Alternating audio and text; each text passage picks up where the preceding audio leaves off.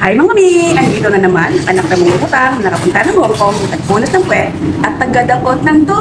Tara! Samahan niyo na naman ako mag-take out ng pagkain namin ni Lola for lunch.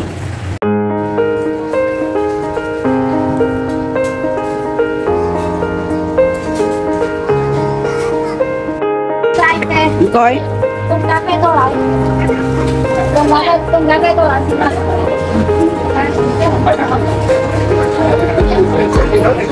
Ayan, tapos na tayo mag-take out. See you sa bahay! Hello! Here's our lunch for today. Smoked fried fish with beans. Ang rice ay may fried rice with veggie also. So tara, let's eat!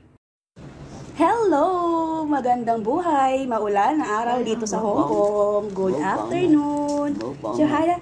Hi! Hi. Hello! Hello. Let's eat! Eat!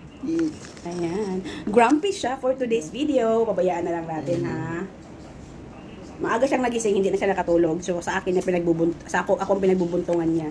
So ang aming lunch for today ay smoked fried fish with beans and vegetable fried rice. Ayun. At saka meron tayong ditong iced coffee. Maulan dito ngayon sa Hong Kong. Maulan na linggo. And ayun. Wala kaming pasok. Siyempre, linggo eh. Atambak ang aking plantsahin dahil hindi ko na ilabas ang aking mga nilabahan. Ayan, ano lang sila nakasabit. So, kamusta naman ang panahon dyan sa Pilipinas? Maulan pa rin ba sa part of Luzon?